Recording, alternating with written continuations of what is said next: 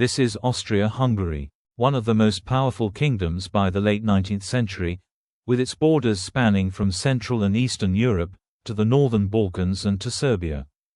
In 1922, not so much. What happened?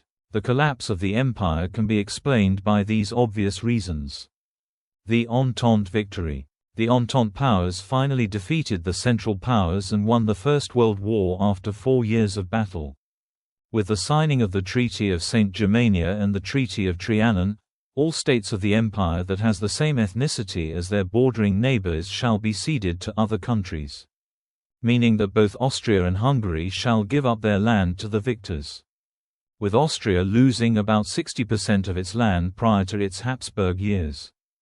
Hungary had the most loss of all the treaties, as it lost around 72% of its land, and 65% of its pre-war population, many of whom were the minorities of their bordering countries, and this led to another reason why the dual monarchy collapsed.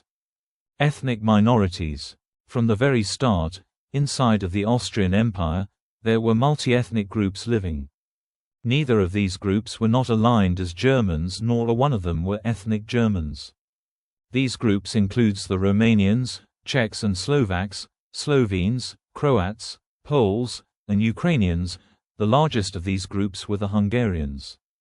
For the past year, Hungarians have begged the Austrians to give them autonomy and to control the lands they once owned, but the Austrians said no, and so they started revolting, but repulsed almost immediately.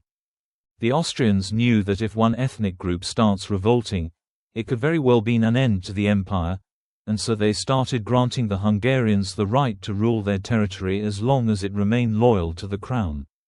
This caused some concerns to the minorities. They too asked for rights as well. Fast forward to World War I, the ethnic unity inside of the empire declined.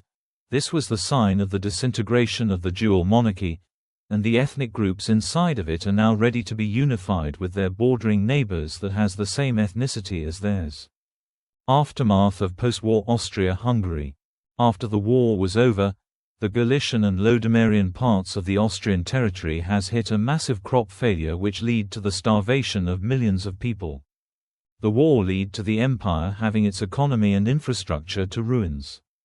And despite all efforts made by Karl I to save the empire, all failed, which led to him renouncing himself as an emperor and exiled to Switzerland on March 1919.